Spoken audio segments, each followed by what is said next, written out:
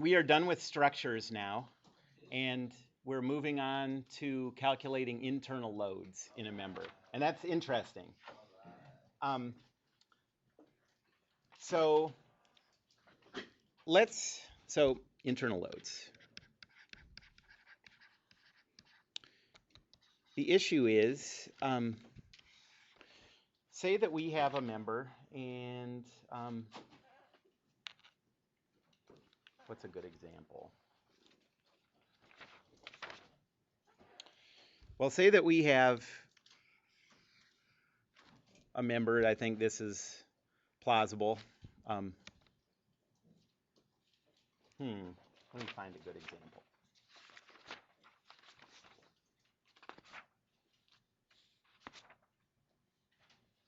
Well, let's do this. So this member is aligned this way. It has a force applied at a pin here of, 500 newtons. It has a force applied at a pin here of 500 newtons. And a force applied here of 1,000 newtons. So if I'm thinking, that seems like that has to be in equilibrium. And this one might break at one of these loads, like say if you kept increasing these loads until this thing broke. In general, a member that's loaded is not going to break where the forces are applied.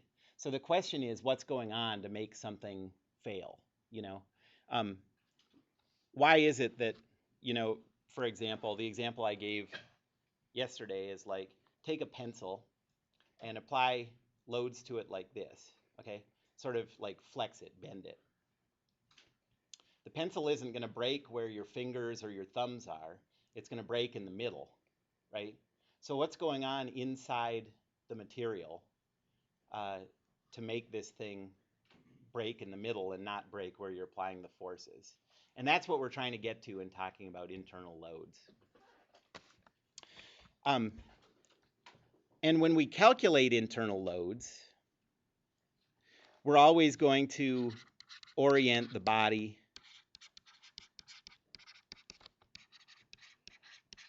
with the long axis along the x-axis.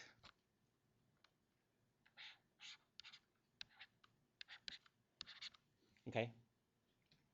So what do we have to do to go from this orientation that we might get from solving a structure, okay, to this orientation where we can use the methods that we're going to develop for internal loads? So that's the first thing we have to do. We have to figure out how, when we solve some general problem, how do we orient the object, represent the object, so that we can use these skills that we're gonna get for internal loads. So how do you get it like that?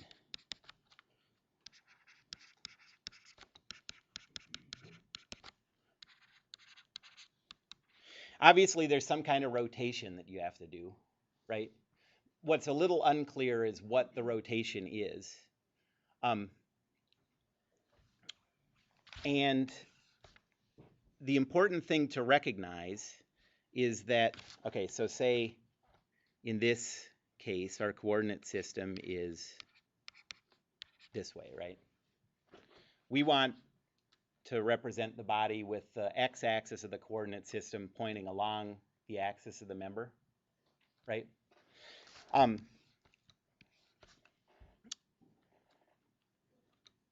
So what you need to recognize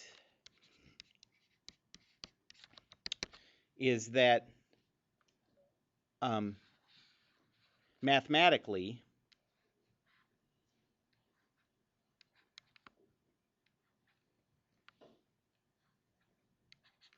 this is the same thing as what I've drawn here, right? All that matters is the relationship between the coordinate system and the body. It doesn't really matter whether the body's tilted or straight, okay? Mathematically, all we care about is how the coordinate system relates to the body. And because of that, to get the body in the desired orientation,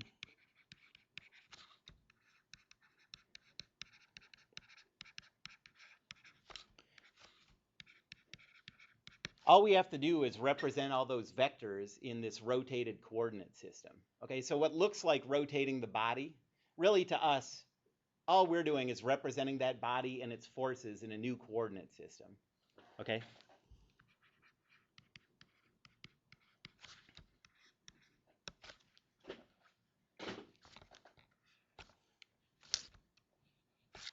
You see what I'm talking about there? Okay. So if this is at 45 degrees,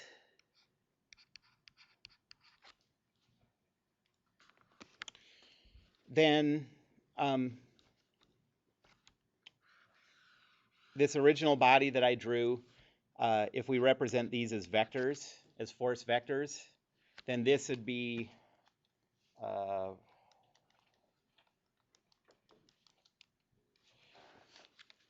this would be 353.55, negative 353.55.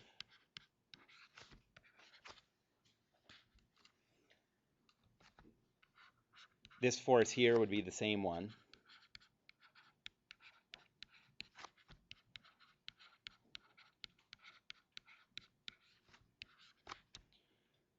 And the force here, this vector, would be negative 707.1, positive 707.1.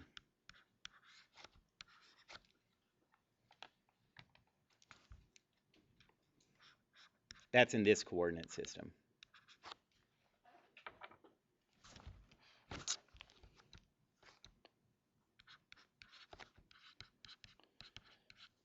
And what we want to do is express each of these force vectors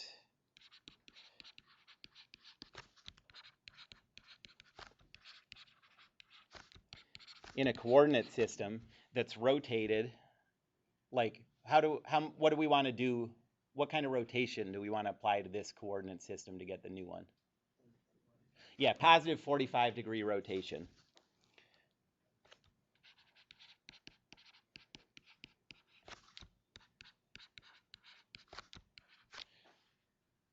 And it's a positive 45-degree rotation if we're talking about 2 dimensions. If we want to make this a general discussion of 3-dimensional vectors, then you just have to recognize that in this case that's a rotation about the z-axis, and you could have other rotations too.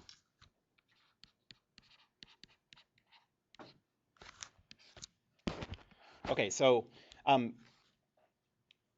that's why coordinate system rotations are relevant, and rotating coordinate systems, expressing vectors in a rotated coordinate system, is an easy thing to do. You apply rotation matrices.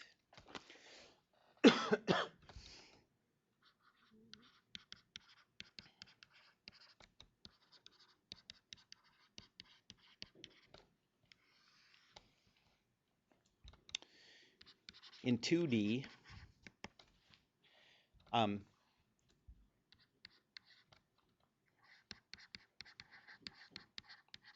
to express a given vector,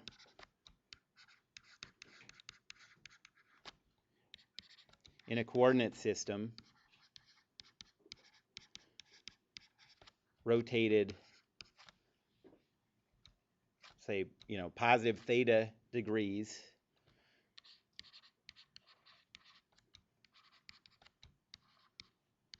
about the z-axis,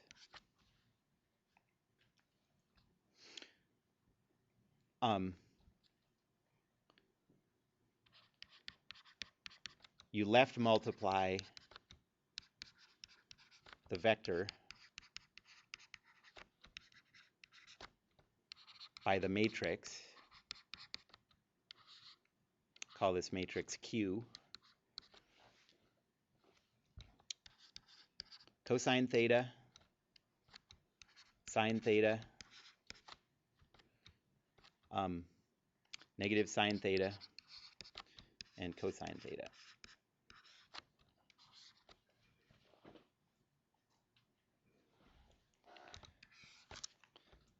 So in our example,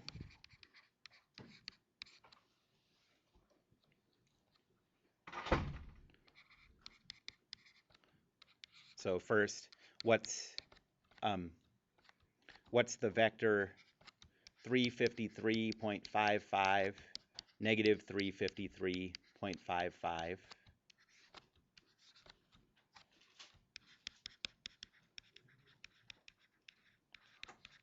Expressed in a coordinate system that's rotated positive 45 degrees. So what I'm doing here is I'm taking this force vector, which is right now the components are given in this coordinate system, and I'm going to re-express this force in the rotated coordinate system, in this coordinate system. Okay? So we'll go cosine of 45 degrees, sine of 45 degrees, negative sine of 45 degrees,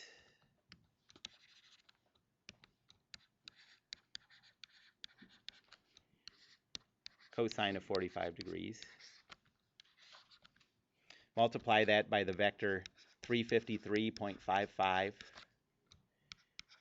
negative 353.55.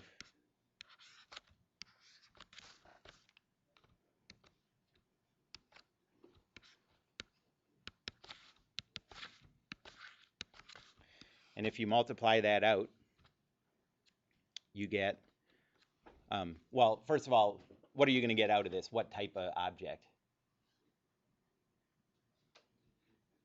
You're going to get the new vector, right? So the first component is going to be 0.7071 times 353.55 minus 0.7071 times 353.55, or maybe I'll do it like this. And the second component is going to be negative 0.7071 times 353.55 plus 0.7071 times negative 353.55. That's your vector.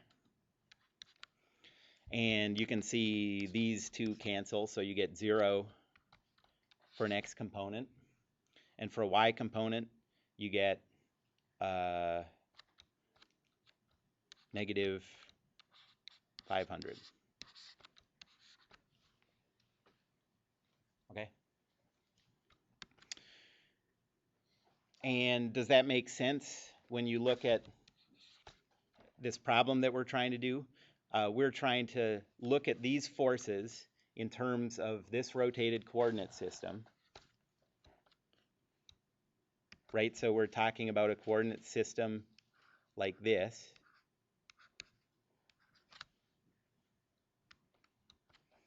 So this 500 Newton force is acting in the negative y direction, right? And there's nothing in the x direction. So that makes sense, right? Everything about that is what we would expect it to be. The other force is the same, this 353, negative 353. So let's do the same thing with the force in the middle.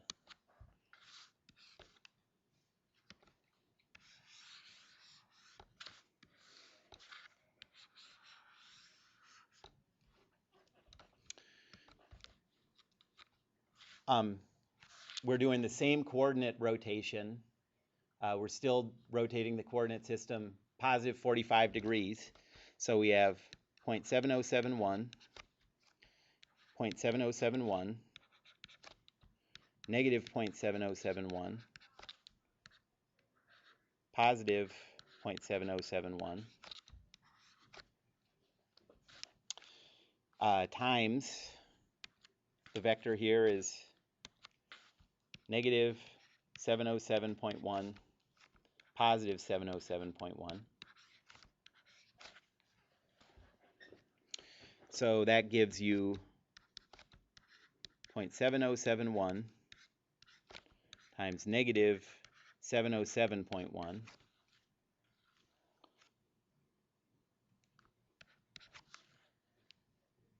plus 0.7071 times 707.1, and then the y component, negative 0.7 times negative negative 707 plus 0.7 times positive 707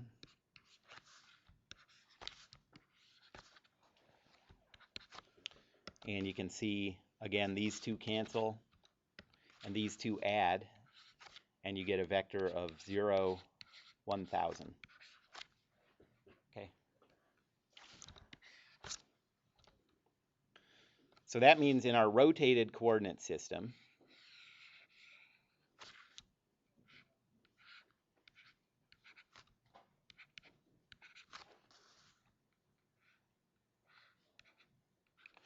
we now have a force vector of 0, negative 500, a force vector at this end of 0, negative 500, and a force vector in the middle of 0, positive 1000. And then finally, like we're not going to do these internal load computations with the body drawn at an angle like that. So just notice that that's exactly the same thing to us mathematically as writing it this way with this standard looking coordinate system. And these force vectors are 0, negative 500,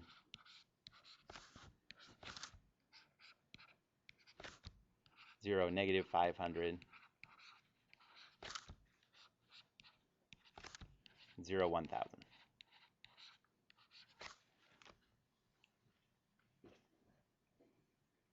Okay. In 3 dimensions,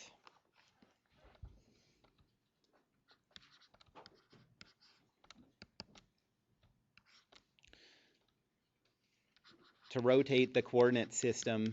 So in 3D, you have infinitely many choices of what kind of axis you can rotate around, right?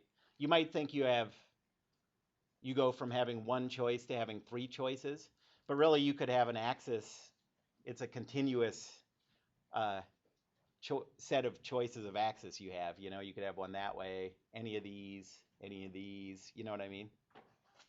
So first, I'll give you how to do those coordinate system rotations about those 3 axes, and then I'll give you sort of a general rule.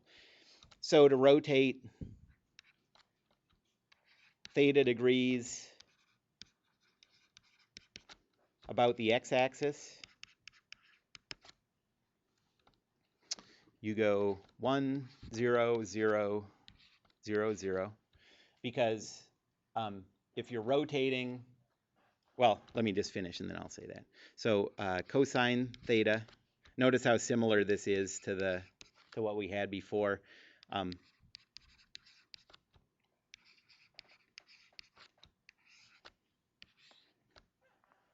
Okay, so this matrix, this submatrix here, is exactly the matrix that we dealt with in 2D. And what's happening with this 1 here and these zeros? Well, if you have a vector that has an x component of 4, say, and then you rotate your coordinate system. So say this is your coordinate system, okay? This is your x-axis. Does that make sense? No. This would have to be your x-axis, okay? and you have a component that's equal to 4 over here, and then you rotate this coordinate system some angle about the x-axis, notice that this component stays exactly the same. Okay, and that's why you're always going to have this pattern of 1s and 0s for the axis that you're rotating about. Okay. Okay, so that's how to rotate about the x-axis. About the y-axis,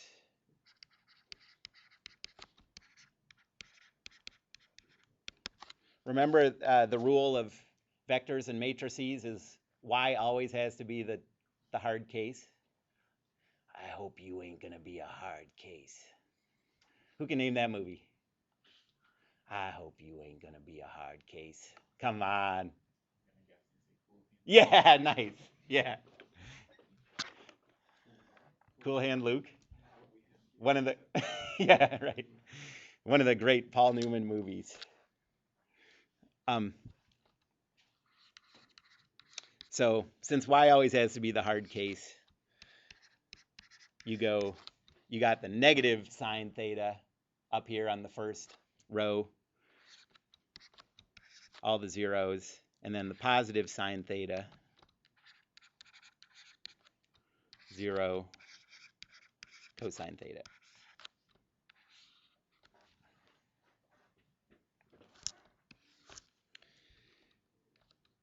And then the z-axis is cosine theta, sine theta, 0, negative sine theta, cosine theta, 0, 0, 0, 1. And these rotation matrices aren't going to be a super big deal in statics, but the couple people who've taken deform, we have to use these all the time. And I suppose I should post the, in deform, I gave you guys a program to just enter this into your graphing calculators so you never have to do these calculations by hand. So I'll just post that on D2L. So you never have to think about it again. But what you do have to, like, this is true, right? Like, so you never have to worry about doing the arithmetic of multiplying the matrices, but that doesn't mean it's always easy to interpret what you're getting out of these rotations. So it's something you need to be careful with. With great power comes great responsibility. It's one of those kind of things. Yeah. Okay, so now general 3D.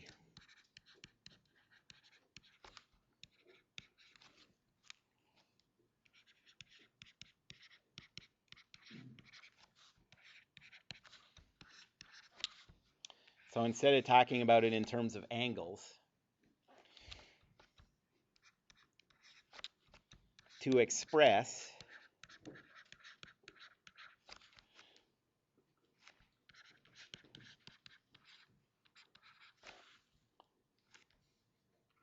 a vector that's originally in coordinate system A in coordinate system B,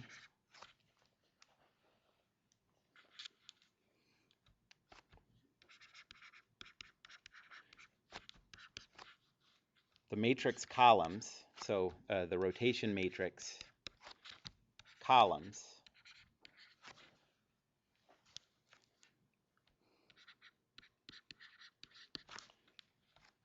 are the coordinate axes of A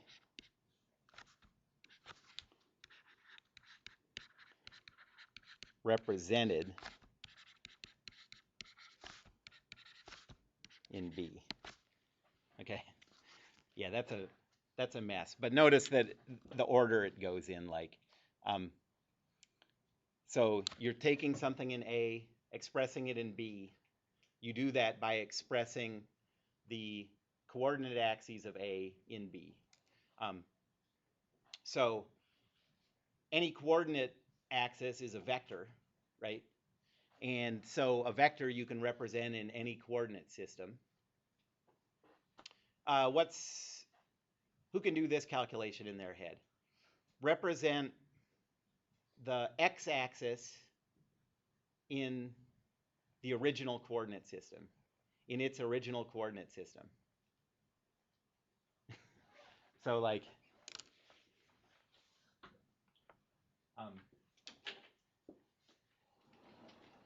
if this is your coordinate system, represent this vector x in this coordinate system. That just gives you 1, 0, right?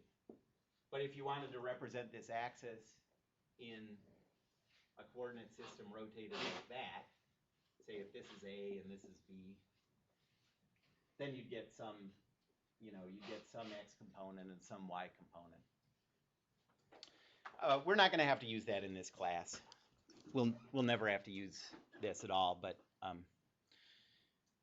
in D-form, if you take that next semester, we're going to have to use this a lot. In dynamics, you could have to use it, but I think I'll spare you all in dynamics because that stuff gets sort of messy. Okay, any questions about coordinate system rotations? This is just a way to take a vector expressed in one coordinate system and express it in a new coordinate system. The key,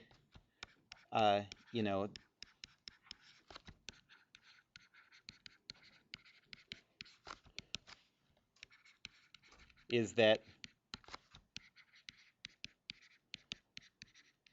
you're rotating the coordinate system, not the vector. Okay. So when we were applying these matrices to, where's that original? When we were applying those rotation matrices to these vectors, we weren't rotating these force vectors, okay? We were expressing those same force vectors. Those force vectors are just arrows in space. And we were just expressing those force vectors in a rotated coordinate system, okay? So if you think of it as rotating those vectors, all your intuitions will be exactly opposite of the truth. And that's never good. Right? Because if you know what I mean? Like if you rotate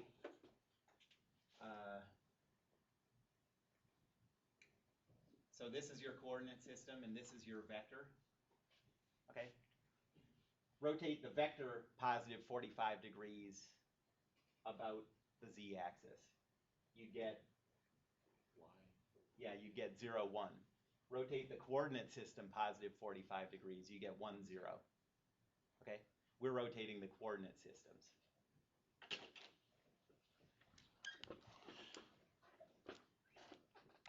Okay, so now we can talk about internal loads. So now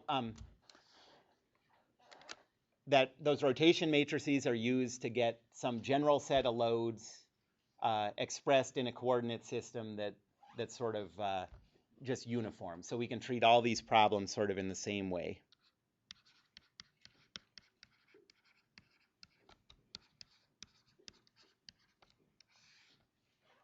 So let's go with this case that we just set up.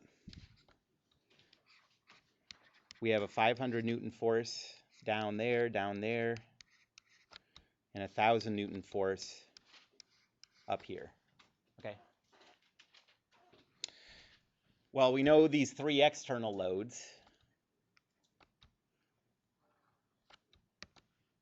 Say we want to know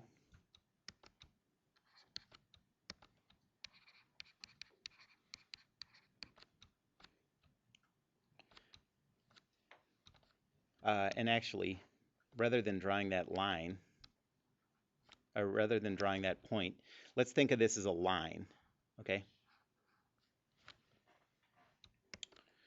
And we want to know what's the force, or what are the loads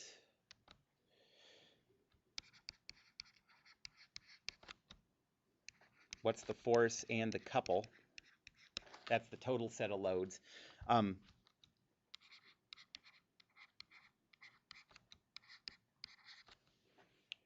applied internally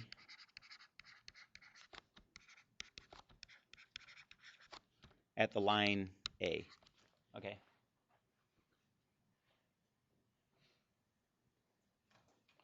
And as I go into this, I want you to recognize that, so this is kind of the first way that I think it makes sense to think about this, but I'm kind of leading you to an issue that's going to come up. Okay, so all this stuff I'm doing right now is kind of leading us to a point that we're going to have to deal with. Okay, and it's an important point about how you treat internal loads. So say that this has a length of 1 meter, and this is a quarter. Okay. So how would we go about calculating this? Well, a reasonable way to go about it would be, well, think about this for a sec. So in order to use Newton's laws, right, to calculate forces and couples, you need those forces and couples to be external to your chosen object, right? Because internal loads don't show up in Newton's laws, right? So that suggests let's choose as our body just that first quarter meter, okay? Then whatever forces happen along this line are applied by the right side of the metal to the left side of the metal will appear in our free body diagram as external loads, and then we can treat them in the equations, right? So help me draw this free body diagram. So we have the 500 Newton force. We're not dealing with any weight or anything on this. What other loads are acting? Yep, so there's a, think of it as a fixed joint that connects the right side to the left side. So then you have a full vector, we'll call it FA, right? And you have a couple.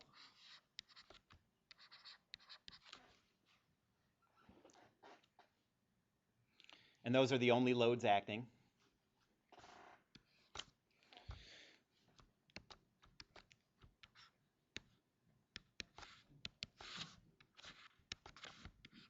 So now write Newton's second law.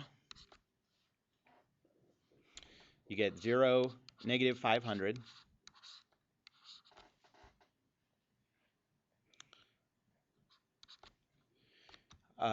Plus FAX, FAY is equal to 0, 0.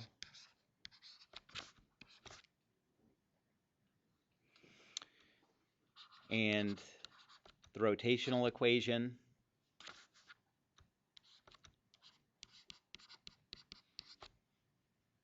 I'll do this calculation about the left endpoint.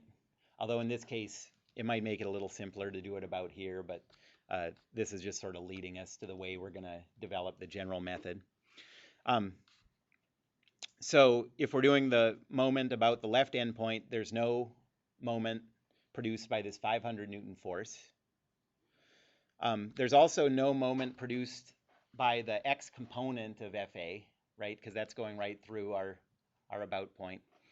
But there is a moment produced by FAY. And what's the moment arm? I mean, I could do this with a table, but in this case, I think it's a pretty simple problem. So that FAY, this distance is 0.25, right? So we have 0.25 FAY, and then any other moments? Add the couple. So plus MA is equal to 0. So we get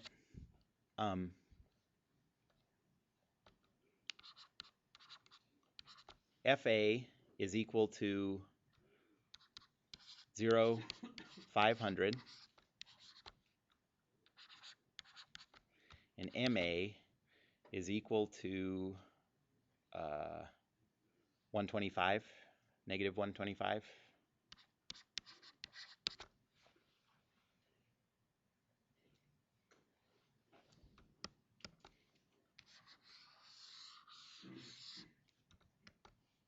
Okay, so that is a calculation of internal loads. Okay, there's nothing really like unique about this kind of calculation. It's just that we, instead of choosing a whole body to isolate, we just broke the body up into a smaller chunk to isolate it. And then what are external loads on our chosen body are internal loads to the member, right? But there's one issue here, and that is that there's another perfectly reasonable way to do this problem, and that is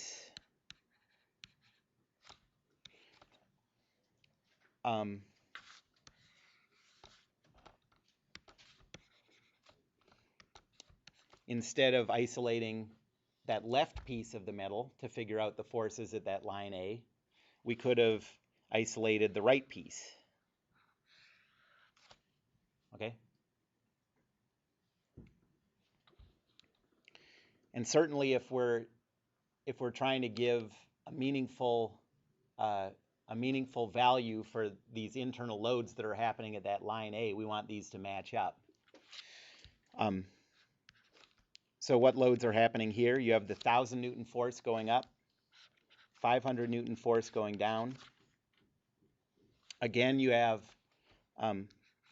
a fixed joint. So I'll call this FA, and then we have the couple MA.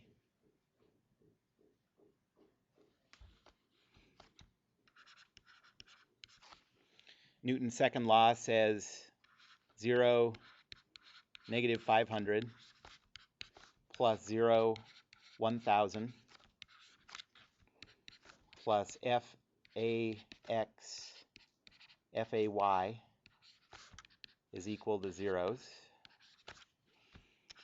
And the rotational equation, let's do that about the right this time. This is a moment arm of 1/2 meter. So we have negative 500. And then this is a moment arm of 3/4 meter, right? So we have negative 0.75 FAY plus MA is equal to 0.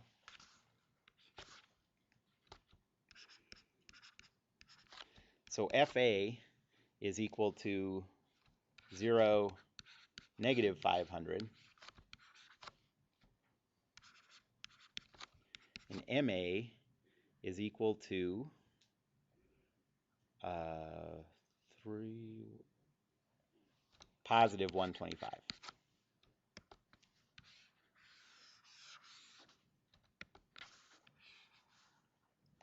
Okay, so looking at these internal loads from those two different directions give us opposite values. In a way, like really, once you see that result, maybe it sort of makes sense. Anybody have a comment on that? Like, anybody want to look like the smart guy? Anyone want to be the teacher's pet? What?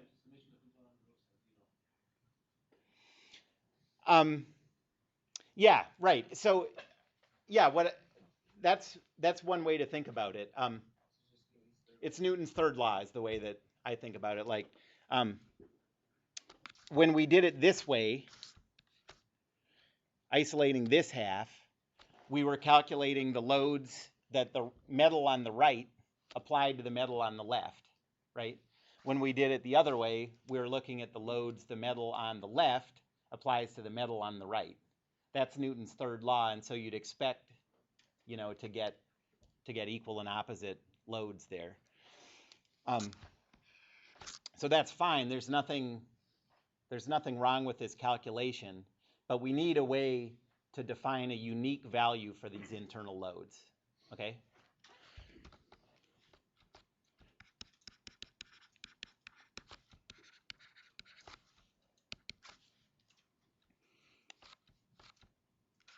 So the first one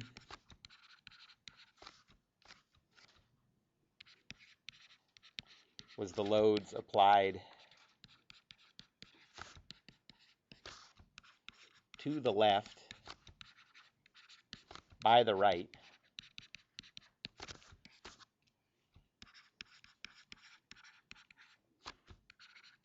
And the second was the set of loads applied to the right by the left.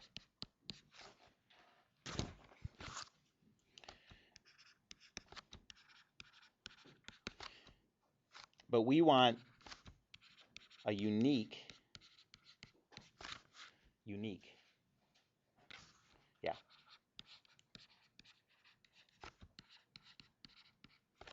representation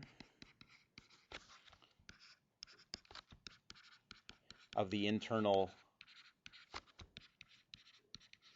loads on line A, okay? And the way we're going to get that is don't think about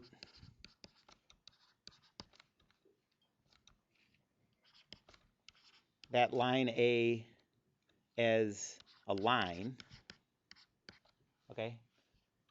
Think of it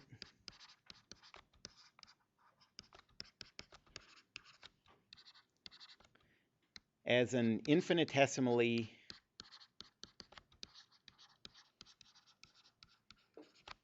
thick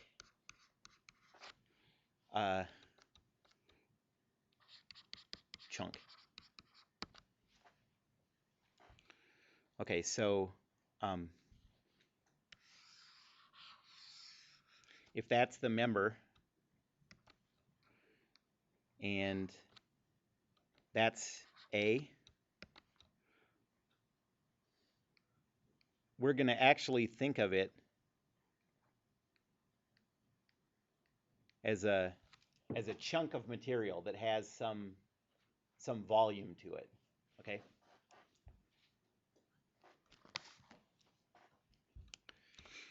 And then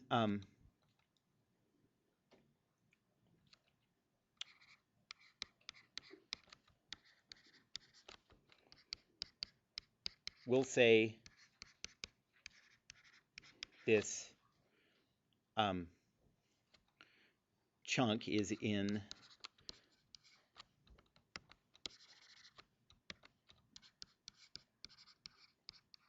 tension, which we'll call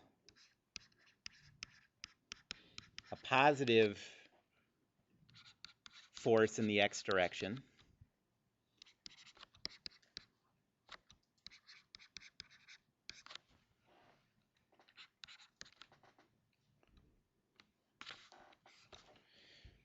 if we have a situation like this.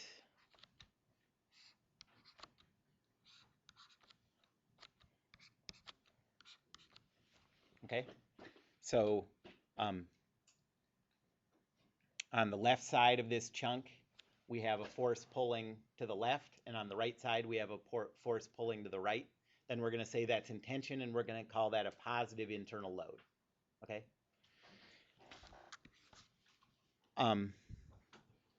Otherwise, compression.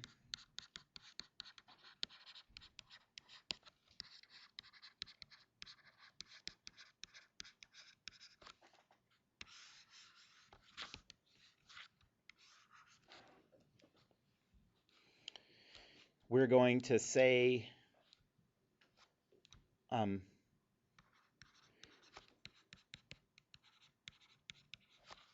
the chunk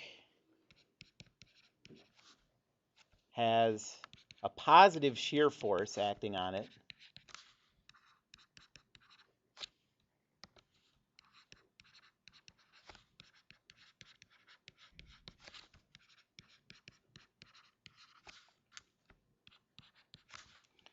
if it's in this configuration. And by the way, these are all totally arbitrary, but we'll say it's positive shear if we have a force down that way and a force up this way. Okay.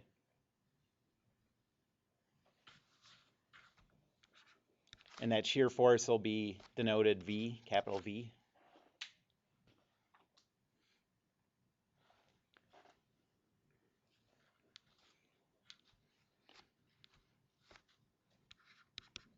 Otherwise, it's just a negative shear.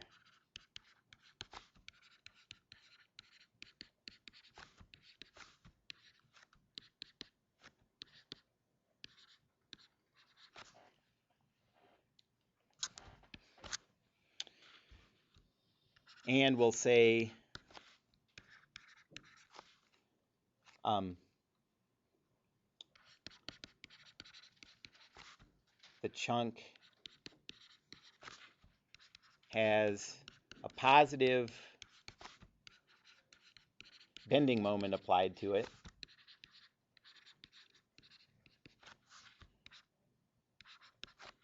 if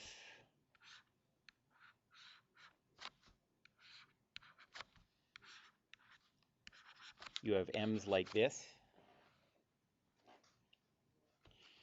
and if instead those moments are down, aimed the other direction, then it's just a negative bending moment.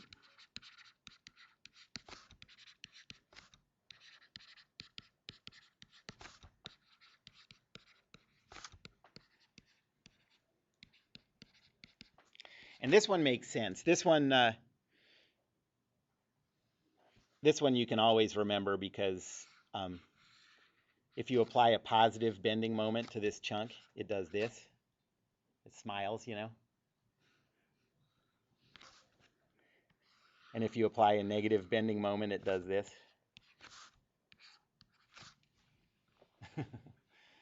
So that's easy. The other ones you're on your own, though.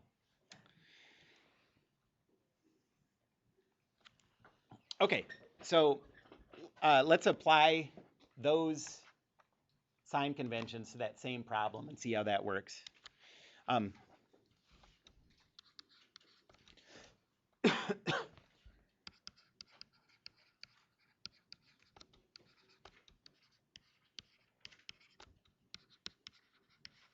So we'll start from the left and see how to apply these sign conventions. So the free body diagram this is the body. We have a downward force of 500 newtons. And now instead of, it gets the same, it represents the same loads, but instead of representing this as a force vector where we choose our sign convention based on our coordinate system, I'm going to represent these internal loads as a positive tension force, okay, a positive shear force, and a positive bending moment. And why am I choosing those three directions instead of how does that relate to this sign convention? It's because we're looking at the right side of this line, okay? So we're looking at this edge and this edge and this edge, okay?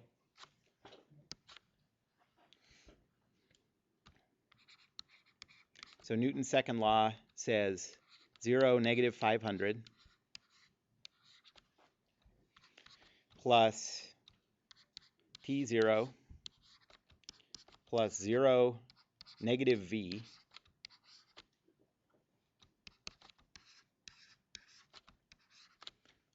is equal to zeros.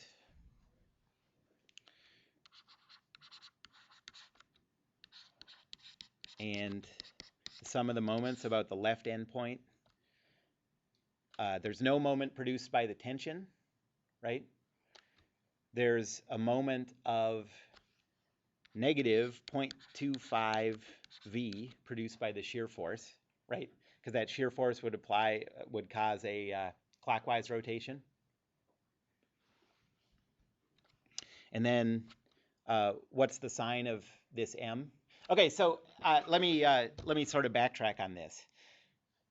This is always a place where people can get confused easily, because we're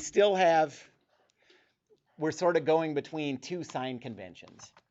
When we draw the free body diagram, we're using that internal load sign convention, but then we're reconverting that into our coordinate system in order to do the vector math. Okay, so even though these are all positive loads given our internal load sign convention, this is still a force in the positive x direction, right? This is still a force in the negative y direction, and this is still a positive moment, okay? So that's why we have T0 here, 0 negative v. This shear force is going to produce a counterclockwise moment, and this bending moment is going to produce a positive moment. So solve this, and you get the tension at A is equal to 0. The shear force at A is equal to negative 500. And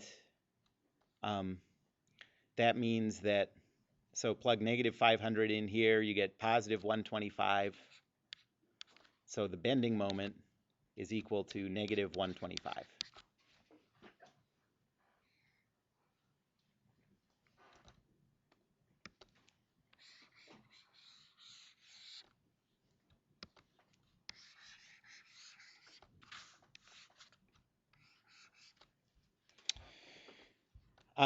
So now do it from the right.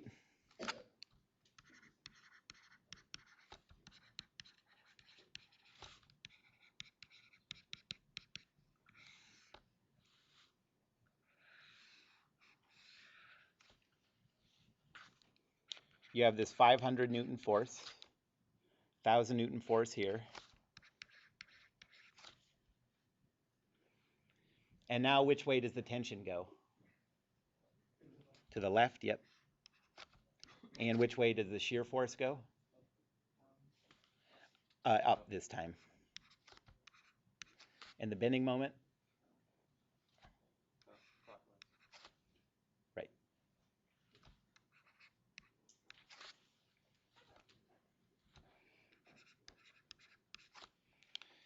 So we have, and now these are all positive with the internal load side convention, but this vector t is negative t0, right?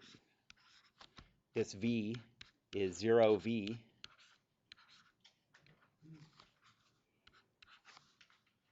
And we have 0, negative 500, and 0, 1,000.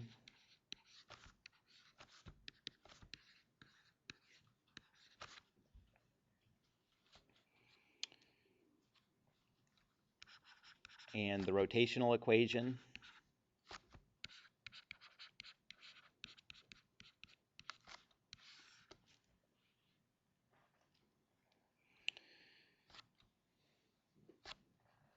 let's see.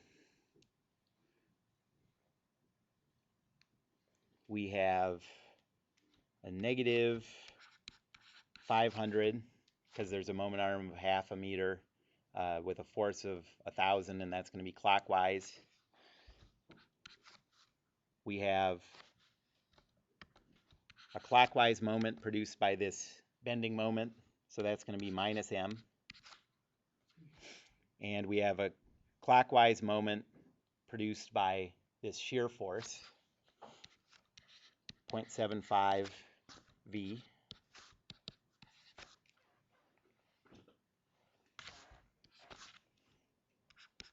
So T is equal to 0. V is equal to negative 500.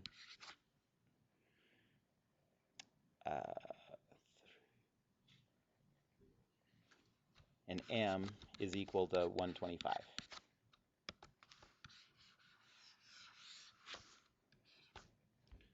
Negative. Thank you. Good.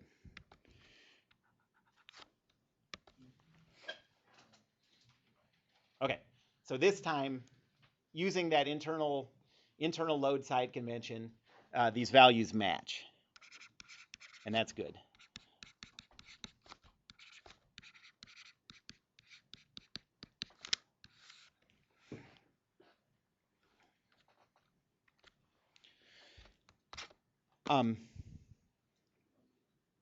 Well, before I go on, anybody have any questions about that?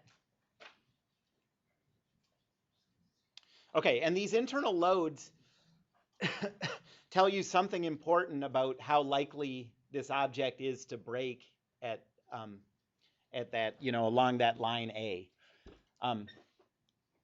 Different materials are more susceptible to breaking due to that shearing, or breaking due to tension or compression, or breaking due to bending. And so if we could calculate those internal loads at every point along the length, like 1 is,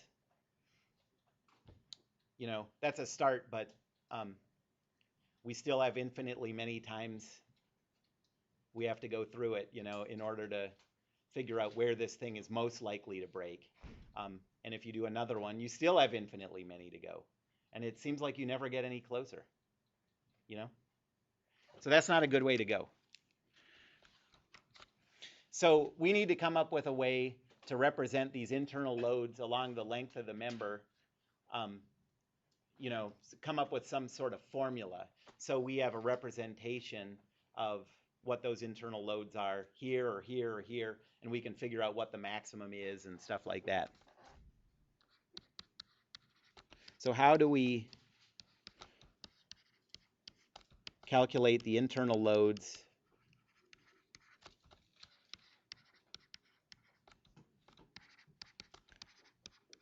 at all points, or when I say points,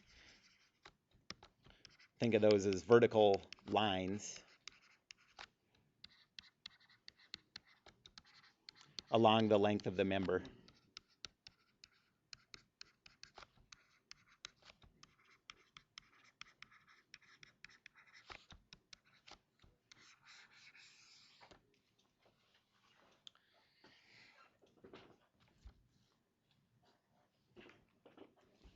And the way we do that is we identify a set of important points. I don't know. I'm putting that in quotes. That's quoting myself. I've never seen it written that way, but this is, I think this is a good way to think about it. And these important points are endpoints,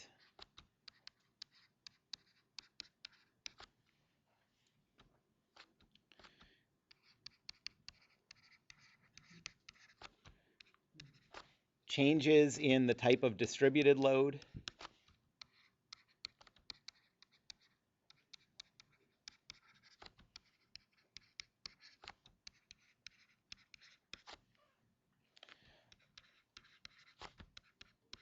locations of point loads,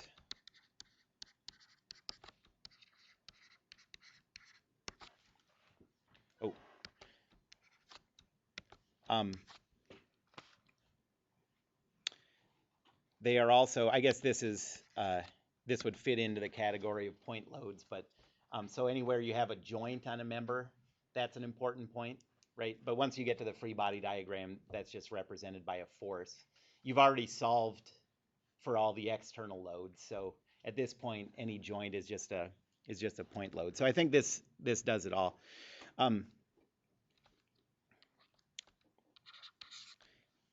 And then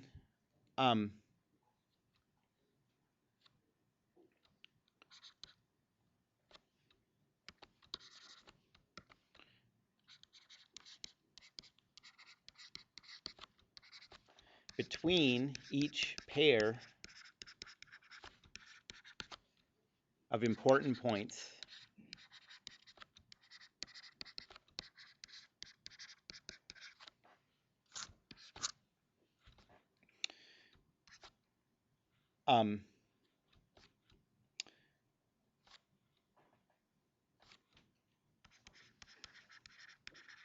draw a general free body diagram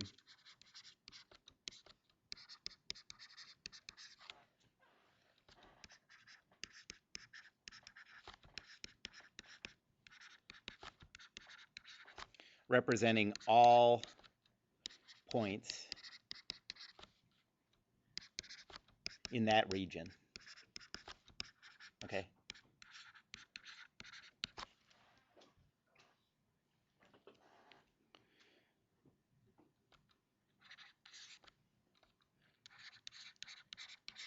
And then between each pair of important points, you're going to write Newton's laws and solve for the internal loads as a formula between those points.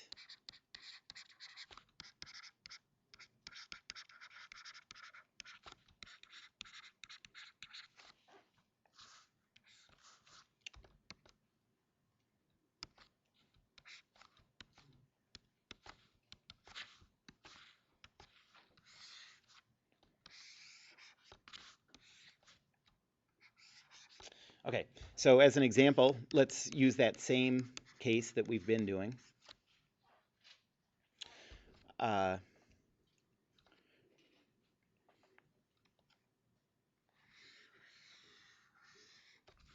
So we have the 500 Newton loads acting down,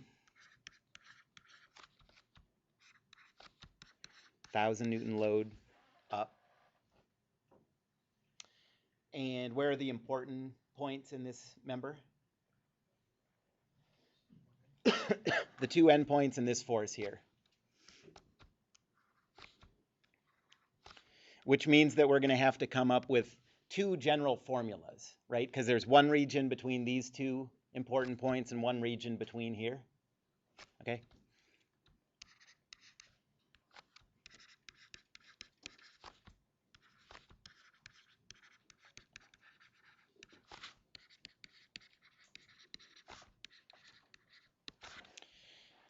Okay, so we'll call these cuts, okay? These, this step 2. Like you can think of like you're cutting off a piece of this member to isolate. So first cut 1.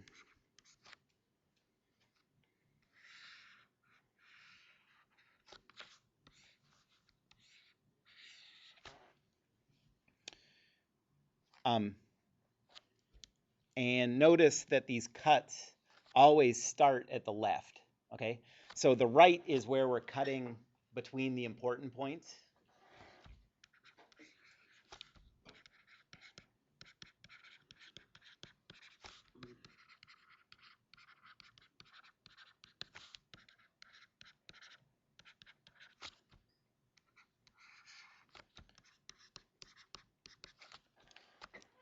But the left of this member is all the way at the left of the whole member, okay?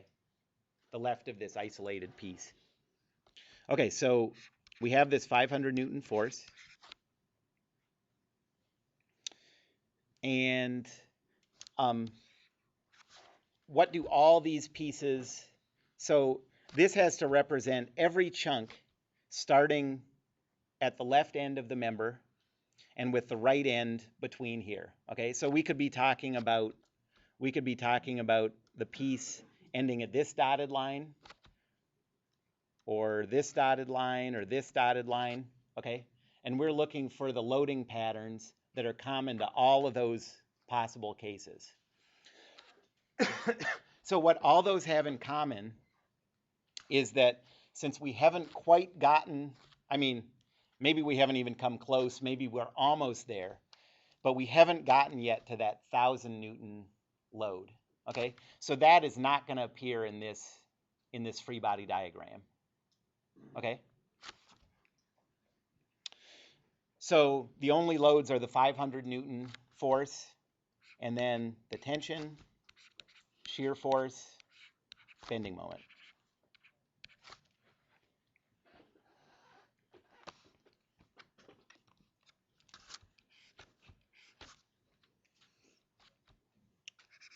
The Newton's second law says 0, negative 500 plus T0 plus 0, negative V is equal to zeros.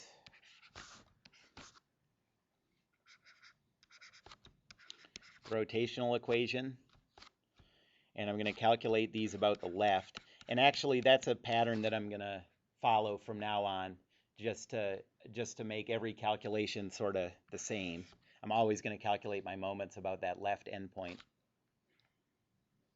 So what produces moments? There's a clockwise moment produced by, well, first the easy one. That couple always just applies a moment M. The shear force will always apply a moment about the left end, okay? But the problem is, depending on which of these places we make this cut, that can be a different moment arm, right? Like if this is the part we're dealing with, we have a different moment arm than if this is the piece we're dealing with, right? So we have to represent that somehow. And the way we're going to represent it is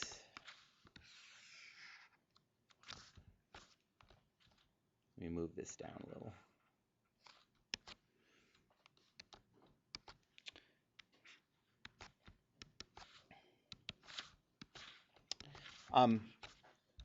We're going to call this 0 and this x. Okay? And x has to be somewhere, it has to fall into our range between important points. So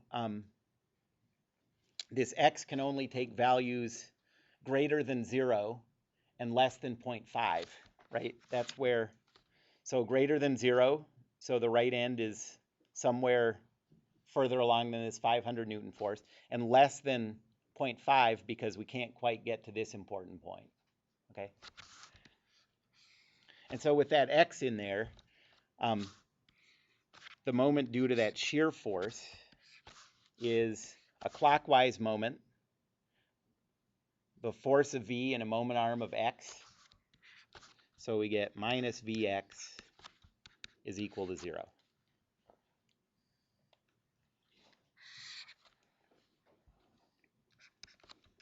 So T is equal to 0. V is equal to negative 500. And the bending moment is equal to negative 500 x.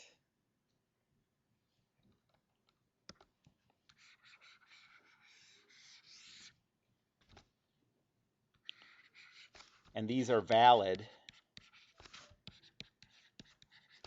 for x between 0 and 0.5. Okay, it's in the set of 0 to 0.5, excluding the endpoints.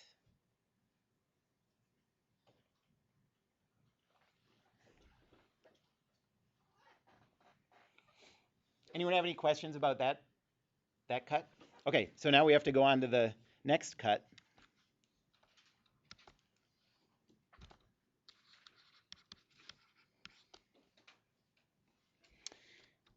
And again, I'm going to start this piece at the left end point of the member. This time, the right end point of the piece has to be greater than 0.5 and less than 1. Okay, it has to fall somewhere between those important points.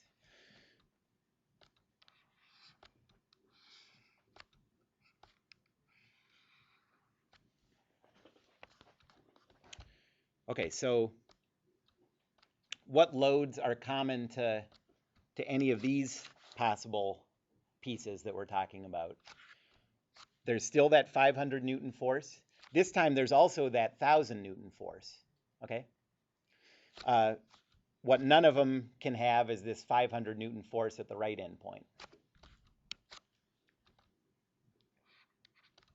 So 500, 1,000, and then tension, shear force, bending moment.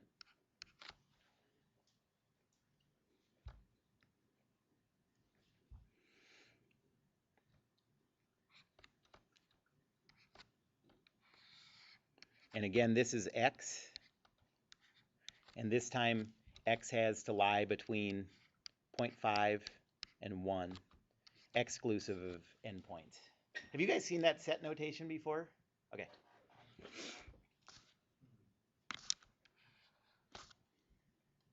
So Newton's second law says 0, negative 500, plus 0, 1,000, plus T0, plus 0, negative V is equal to zeros.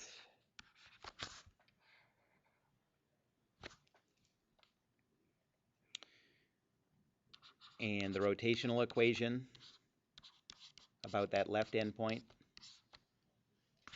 So there's no moment produced by the 500, but there's a counterclockwise moment of 500 produced by that 1,000 Newton force. And there's the moment produced by the bending moment. And then there's a counterclockwise moment of Vx. And that's all equal to 0.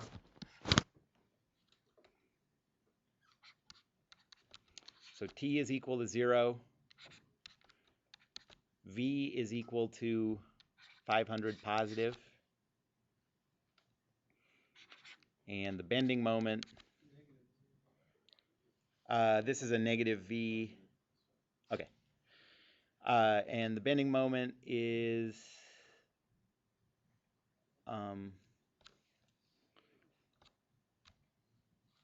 let's see, 500 x minus 500.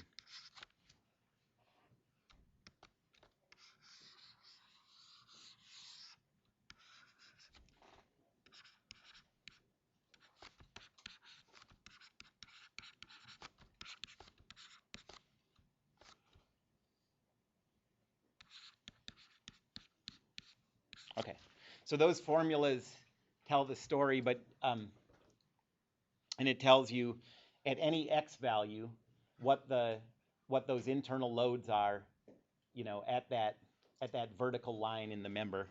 And a nice way to represent this is with, you know, just plotting them. So these are called the tension, shear, and bending moment diagrams.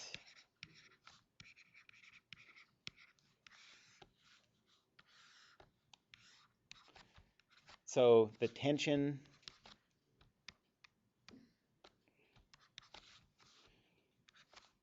if that's 0.5 and that's 1 meter, this is x. The tension was 0 the whole way along it.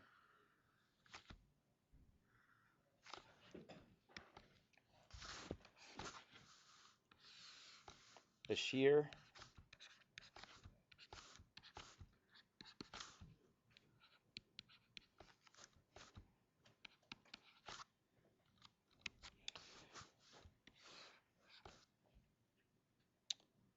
started at negative 500, and then at that 1,000 Newton force, it jumped to positive 500.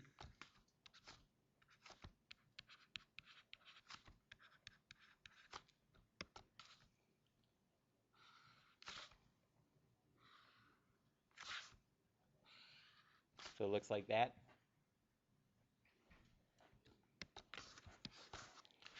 And then the bending moment.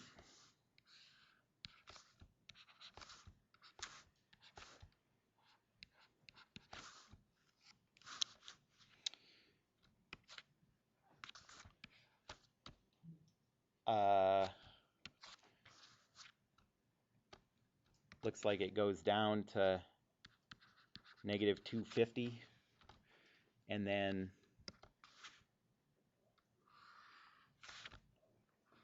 back up.